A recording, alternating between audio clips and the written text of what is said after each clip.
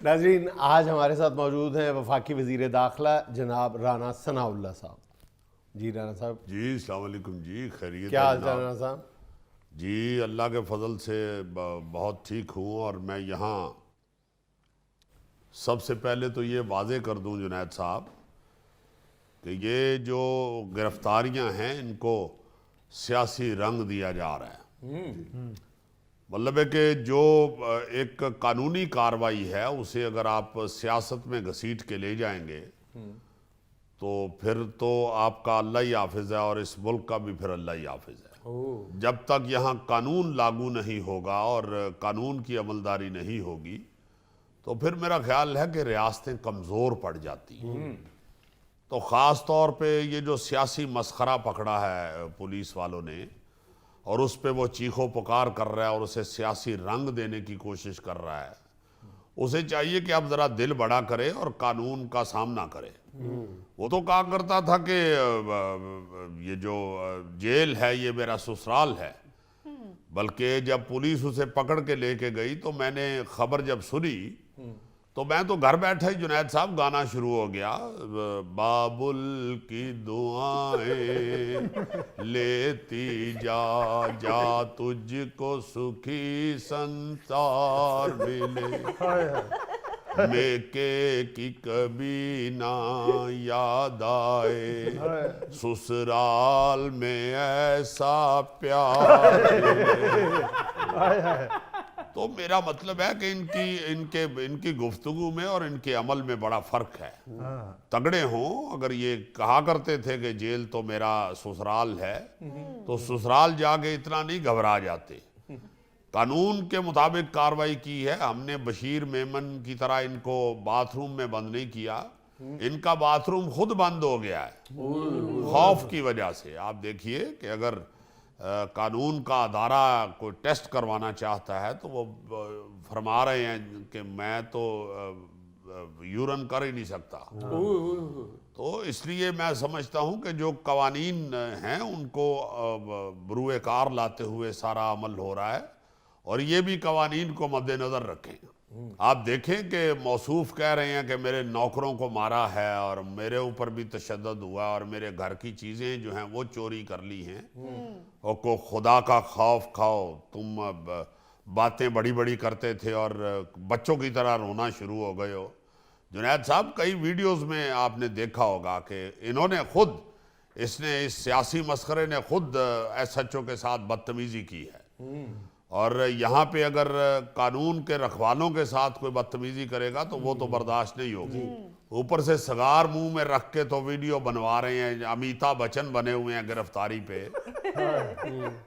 भाई साथ दिल भी उतना बड़ा करें ना, जिस तरह का आप किरदार बन के निकल रहे हैं, दिल भी आप उतना बड़ा रखें। तो सर जी आपने तो शेख रशीद साहब को हथकड़ी लगा दी। भाई अगर एक इल्ज़ाम है उन पे और पुलिस उन्हें गिरफ्तार कर रही है तो उनको हथकड़ी लगेगी और क्या उनको ताकत का टीका लगेगा। राना साहब, शेख रशीद साहब भूख हड़ताल भी कर रहे हैं। जी ऐलान तो उन्होंने किया है, अल्लाह करे वो अपने इस ऐलान पे साबित कदम रहें। राना साहब, अगर वो भूख हड़ताल कर रहे हैं तो उनको कह दें कि अपनी रोटी मुझे दे दिया करें। बहुत अच्छी आपने ऑफर की है क्योंकि उनकी रोटी आपको ही पूरी आ सकती है। अच्छा राना साहब, इलेक्शन की तरफ आए ना, इलेक्शन से क्यों इतना घबरा रहे हैं? देखें, अल्लाह के फजल से हम तो चाहते हैं कि इलेक्शन हो और हम इलेक्शन से नहीं घबराते, इनकी जान निकली हुई है। तो फिर आप इलेक्शन कमीशन से मुतालबा करें कि जी डेट अनाउंस की जाए। नहीं तो वो करेंगे डेट अनाउंस, अभी कोई ऐसी बात नहीं है। इलेक्शन होगा और पूरे टाइम पे होगा, ये याद रखिएगा। तो आपके पंजाब में गवर्नर हैं, उनसे कहें डेट दें। इलेक्शन कमीशन ने तो खुद गवर्नर से कहा कि डेट दें, वो गवर्नर नहीं दे रहा आपका। जुनैद साहब, वो बिल्कुल डेट उनको देनी चाहिए, हमें कोई घबराहट नहीं है, इलेक्शन होना चाहिए। और ये जो इनकी गलत फहमी है ना, ये पूरी हो जाएगी। आप इलेक्शन आने तो दें, आप देखिएगा किस तरह लोग इनसे नफरत करेंगे। हमें कोई ऐसी परेशानी नहीं है, हम तो चाहते हैं खुद के इलेक्शन हो और दूध का दूध और शेख रशीद का शेख रशीद हो। लगता है आपको कोई जाती गुस्सा है शेख साहब पे। नहीं जुनैद साहब, मुझे उस पर कोई गुस्सा नहीं है। मैं तो बाखुदा मुझे बड़ा तरस आ रहा है उस पर कि इतनी इतनी बड़ी बातें और दावे करने वाला बंदा जो है बेचारा किस तरह उसके गुब्बारे में से हवा निकली है। मुझे को उन पे जाती गुस्सा होता जुनैद साहब, तो मैं उन पे कोई हीरोइन डालता, को अफीम डालता, साथ को आइस की डलियां डालता, को चर्च डालता।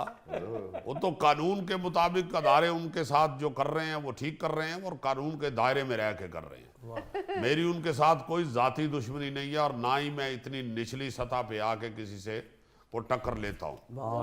राणा साहब आप फैसलाबाद के हैं, मैं बड़ी आपकी रिस्पेक्ट करता हूँ, मैं भी फैसलाबाद का हूँ। मैं भी रिस्पेक्ट बचाने की कोशिश कर रहा हूँ। शनाख्ती कार्ड से मैं फैसलाबाद का एड्रेस चेंज करवाता हूँ अगर आप भी फैसलाबाद के हैं तो। राणा साहब उस तरफ आए कि डॉलर जो है 300 को टच करने लग गया है। तो भाई ये इन्हीं का सारा किया धरा है। आप देखें ना जरा, जब ये तशरीफ लाए थे तो मौसूफ ने जो IMF के साथ किया था और जो मईशत के साथ किया था, ये उसी का शाखसाना है।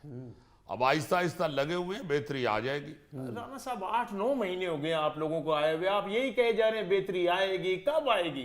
तो भाई अगर नहीं आ रही बेहतरी तो क्या ये सारा कुछ अपनी जेब में डाल लें? जाहिर है जो मुद्दे हैं वो फिर दूसरों पे ही डालने होते हैं। ये जब इनकी हुकूमत थी तो ये भी हम पे ही मुद्दे डाल रहे थे ना।